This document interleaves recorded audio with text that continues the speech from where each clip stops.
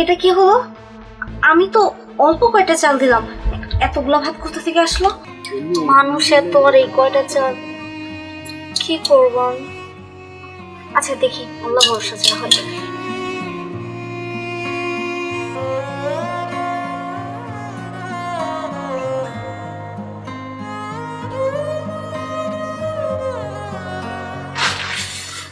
দেখি ভাতগুলোর কি অবস্থা।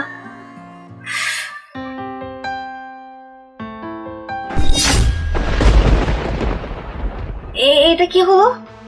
আমি তো অল্প কয়টা চাল দিলাম, এতগুলা ভাত কোথা থেকে আসলো?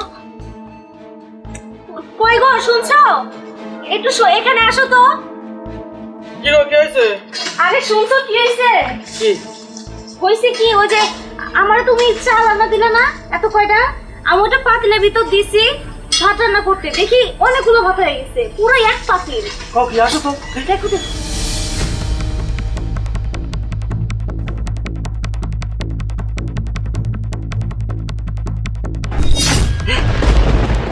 দেখছো?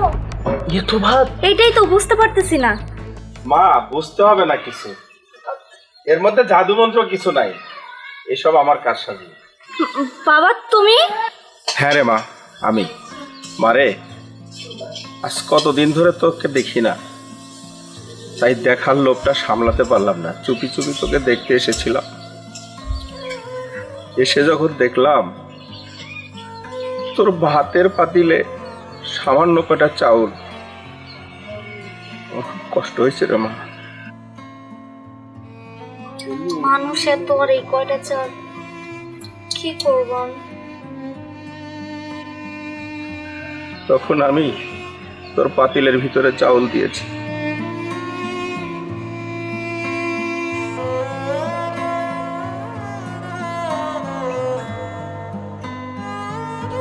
জানিস মা, আজ কতদিন ধরে আমরাও পেট পুরে খাই না, তোর কথা চিন্তা করে। মারে, তুই তো বড় অভিমানী, সেই যে আমার উপর রাগ করে বিয়ে করে চলে এলি, আর কখনো খোঁজ দিলি না তোর এই বুড়ো বাপটা কেমন আছে। শেষ পর্যন্ত আমি তোর কাছে হেরে গেলাম। মারে, সন্তান বাবা মার উপর অভিমান করে দূরে থাকতে পারে, কিন্তু বাবা মা কখনো সন্তান থেকে দূরে থাকতে পারে না। তুই কেন একবার বললি না যে আমি হাসানকে পছন্দ করি? আমি নিজে দাঁড়িয়ে থেকে তোদের বিয়ে দিতাম, আমাকে সেই সুযোগটা দিলি না মা।